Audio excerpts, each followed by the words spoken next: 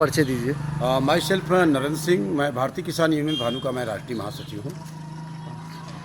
ये जो इस वक्त जो माध्यमिक टीचरों का जो प्राइमरी और टीचरों का जो ये पेपर दिया जा रहा है टेट का, और इसके बारे में आप क्या कहना चाहते हैं?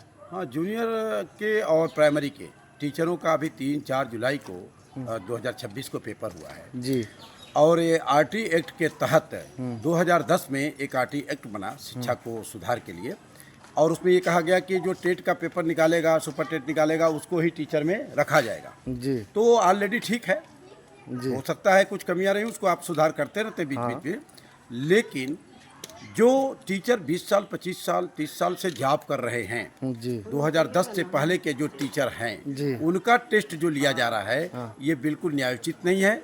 इसलिए न्यायोचित नहीं है कि मैं दावे के साथ कह सकता हूं कि जिस जज ने ये जजमेंट किया है और ये ठेकरा फोड़ा जा रहा है जज के ऊपर, उसको पुनः जज का पेपर दिला दीजिए। 10 साल 20 साल जॉब करने के बाद वो फेल हो जाएगा। एक आईएएस को जो 10 साल 20 साल से जॉब कर रहा है, उसको फिर से पेपर दिलाइए, वो फेल हो जाएगा। और यहाँ तक कि विधायक जी, सांसद जी या मंत्री जी, अगर आप चुनाव जीतते हैं तो कोई ज़रूरी नहीं कि अगले बार भी आप चुनाव जीत सकते हैं।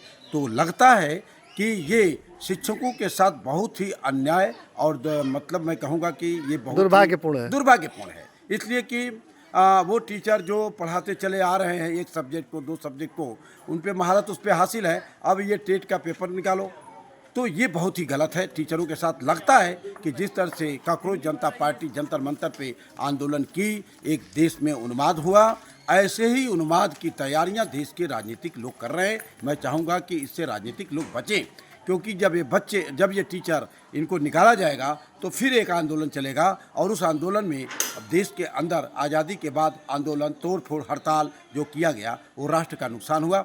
और ये राष्ट्र के नुकसान में फिर आप टीचरों को कहीं शामिल न कर दें, इसके अंदेशा को देखते हुए मैं उत्तर प्रदेश के मुखिया आदित्य जोगी जी महाराज से प्रार्थना करता हूं कि ये जो पेपर 3-4 जुलाई को लिया गया है, उसमें चाहे वो गलत है और उसको वापस लें। और मैं जो जज है जिन्होंने ये जजमेंट दिया है, मैं उनसे भी कहूँगा कि ये बिल्कुल गलत तरीका है। पुनः विचार किया जाए। हाँ, इस पर पुनः विचार करके और इस काम को स्थगित किया जाए, बिल्कुल स्थगित किया जाए। क्योंकि अगर ये काम हो गया तो 30% टीचर निश्चित तौर से फेल हो जाएंगे, और जब वो फेल होंगे तो 30% टीचर उत्तर प्रदेश में हजारों लाखों की तादाद में होंगे। उनका आंदोलन चलेगा, उस आंदोलन में और भी राजनीतिक लोग भाग लेंगे, और इस तरह से प्रदेश के अंदर अस्थिरता फैल जाएगी।